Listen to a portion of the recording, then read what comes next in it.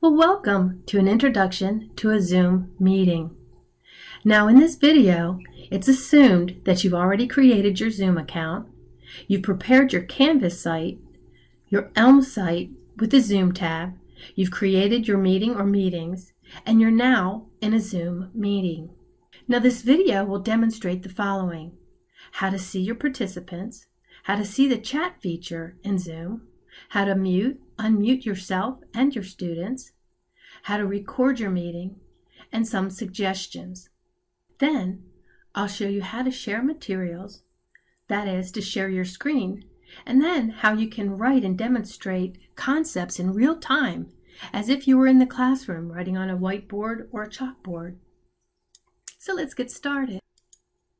So now you've opened up your Zoom meeting. I have my Zoom meeting where it will take the audio from my computer. So you can see right here, I've joined the audio using my computer. You can always check your audio by going here, and you can look at what you're using as a microphone, select your speaker. There's all different settings that you can have here. As I said, I always leave my computer as my audio. You can also check your video or start your video. In here, you have different things where you could have a front camera, your rear camera, and then even choose virtual backgrounds for your video if you should want to have to see your students and your students to see you. I tend not to use the video because my classes are large and it takes up screen space, so I don't use a video. And nor will I use it in this demonstration, but I can show you how to change the background and things like that if you so desire. How do I see my participants? Well, right here. Now, how did that dark on the bottom up here are controls in our meeting? If you want to see the controls for your Zoom meeting, all you do is you take your cursor and you hover inside this Zoom meeting. That's how I could see this panel at the bottom. So if I want to see my students, I would hit this icon. Then I see all the people that are in my meeting. And I can manage the people in my meeting. I could unmute everybody, unmute all. Okay, so all the participants are unmuted, or I can mute them all. When I want to mute them all, I can give the allowance to have my participants unmute themselves. I generally take that off because sometimes students will accidentally unmute themselves and there's noise in the background that is very distracting. So I say I mute them all, and if they want to be unmuted, I will then unmute them myself. So as you can see, my student is muted. If I want to unmute him or her, I would just hit unmute here if I wanted to unmute just one student. And if I wanted to mute the student after they've asked their question, that's all I would do. Now, another nice feature in Zoom is the chat feature, where students can actually chat in a question. Also, you could individually, if you press here, you could individually, and you'll have a list of all your students, chat to just one student. In here, I have it for everyone. Now, if you want to discourage chatting between students, you would hit this icon right here and say, my attendants can chat only with everyone publicly. That way, they can only ask questions for the whole class and not in between students. We're going to look at how do I record the meeting? Well, here's how you record the meeting. It gives you to record on your computer or in the cloud. Most of you are going through Elms, so recording in the cloud would be your best bet because it will automatically be put on Elms for your students to see. Now, what if a student has a question? Well, we know that the student could chat in a question. They could just write in just like you can write.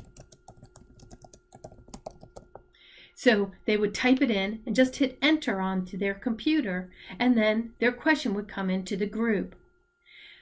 What if your class is small enough to where you could ask them a question and have them to respond to you? Well, there's a feature in Zoom that will allow the student to raise their hand. Now we're looking at a screen where I'm the host. I won't have that feature here. All I have is the feature of a host. The only thing that I can do is things like this: mute, lock the meeting. I can do different things like that.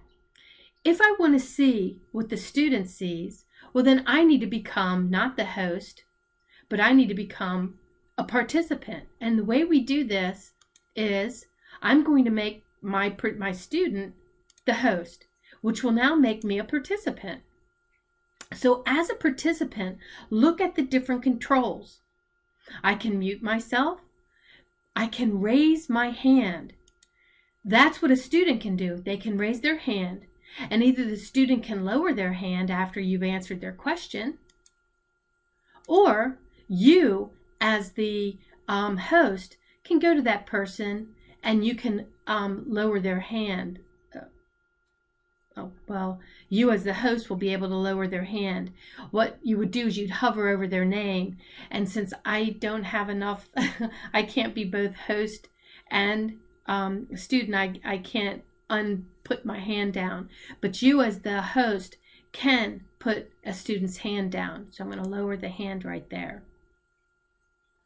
So let me reclaim the host status, because you as the initial host can always reclaim being the host. So you have that. So now I'm the host. So let's look if the student raised their hand, how you can unraise their hand if they don't. So now if the student raised their hand, you can unraise it for him by lowering their hand, just by hovering over their name and you lower their hand. So there's options like that to have a very, very interactive online classroom. Now I would like to go and give some suggestions. I would suggest on this first day coming back to classes that you clearly define your meeting etiquette and what students can and cannot do. As I said, I generally like to start my meetings where everybody is muted. I like it better if they can raise their hand or use the chat feature. But if you're going to use the chat feature and them raising and lowering their hand, you have to, on that first day, explain how students can do that. Because remember, when a student comes in, they're going to see this, just like you did. So you're going to have to explain how students, you say, go into your Zoom meeting, kind of, touch inside of there, and you'll get a bar at the bottom where you can look at hit participants and hit chat. Then show them how they can raise and lower their hand. Then at the bottom of the participant, they'll see raise or lower hand. And then in the chat that they can just type in, hit enter, and their question can be seen. You might also want to set up how you would like the chat to work, where you'd say, hey, please only chat in after I've completed a particular objective. Otherwise, it can be a little distracting. Or you can have them chat as you're teaching. It depends on what you would like. So please, I would really suggest that you let your students know what they can and cannot do. You can always change it as the rest of the semester progresses as to what works best for your class. But clearly defining how this environment will work is very important, just like you did at the start of this semester when you were physically in a classroom. Now again, these are just a couple of examples, and I'm only suggesting. Now, how do you share your resources?